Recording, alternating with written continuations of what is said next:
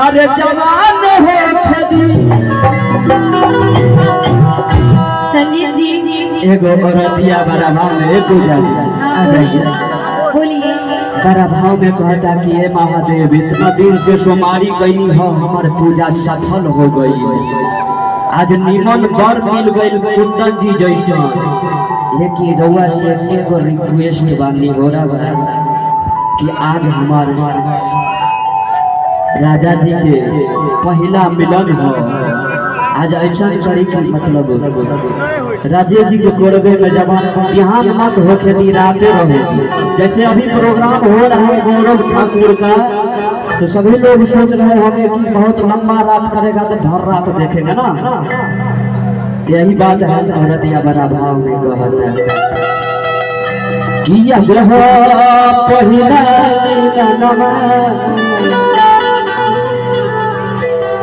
कि मिलल सजनी के सजनवा कि हमारे आंगे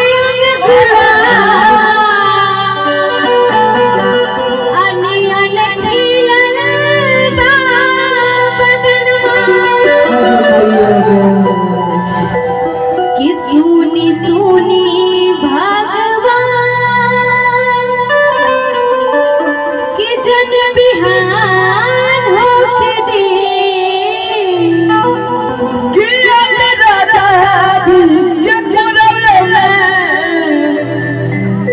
अरे जवान हो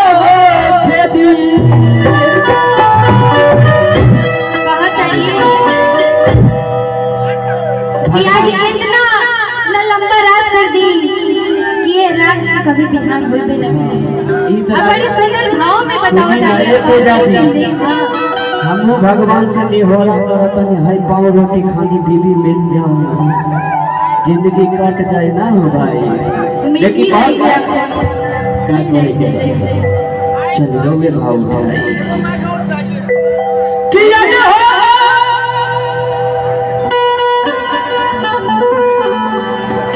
मिलल सजनी के सजनवा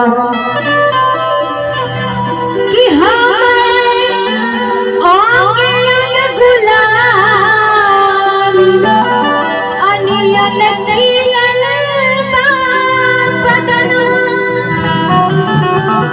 कि सुनी सुनी भगवान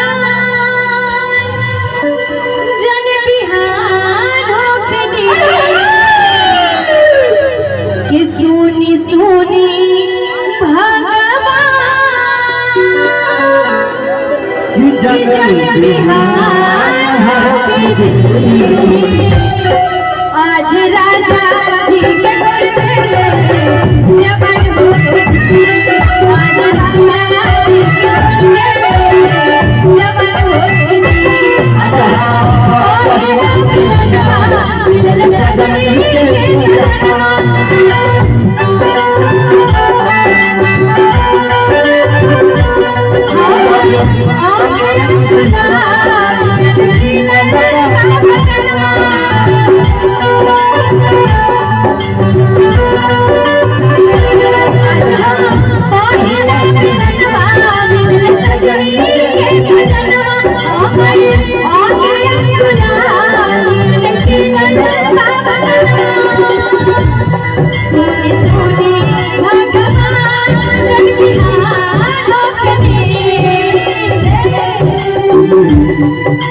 अच्छा ये बताइए क्या नाम है आपका?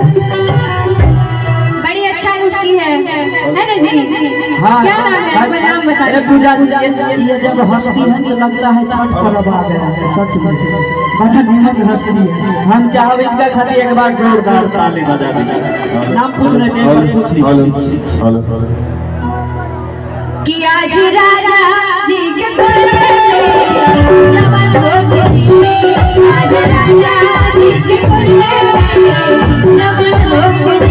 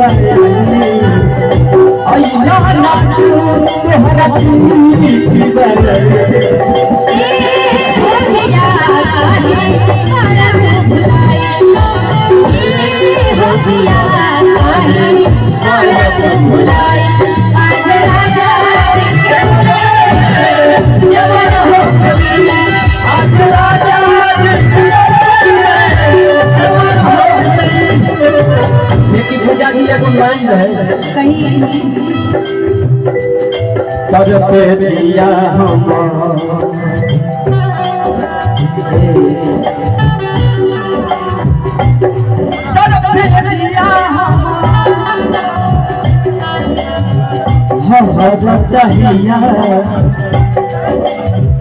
अरे का कहिए सखी ये नहीं रोई सैया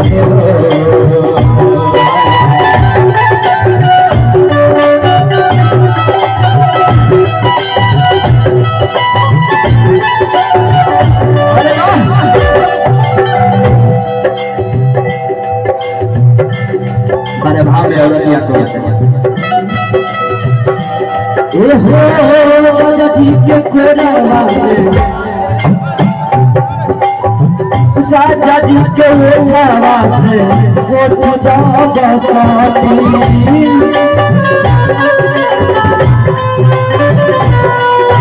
लेके संजय जी मुर्गी के भाव लागल बा आगे के पड़ी यहाँ पे दो लोग हैं कि सबसे अच्छा मुर्गी कौन मारता है।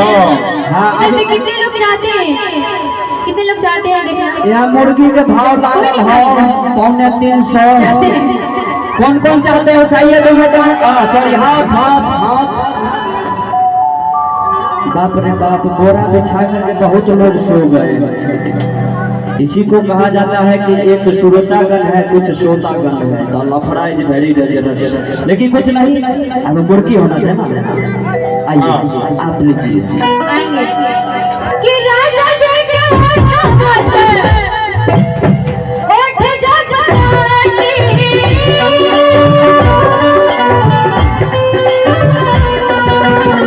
भुलपुर भुलपुर बोली हमरा नीला बकवासी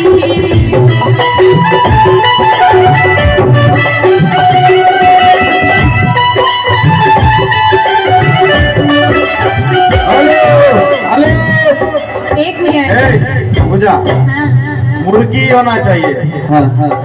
मुर्गी करवा देखो भोजपुरी में मुर्गी पुरान घर के भुर्गी कपार के चुर्गी और खेत कोड़े वाला खुरपी बड़ा मशहूर है। अब पुरान घर के भुर्गी मतलब समझते हैं चूल्हा से तेल बनाता है ना पहले मिट्टी वाला घर में। और चलिए आ जाइए नहीं वो तो मार ली है अभी इतना बार कब मारी है हम देखते नहीं। अच्छा ठीक है एक बार इनसे मरवाते हैं। आप आ जाइए साथ।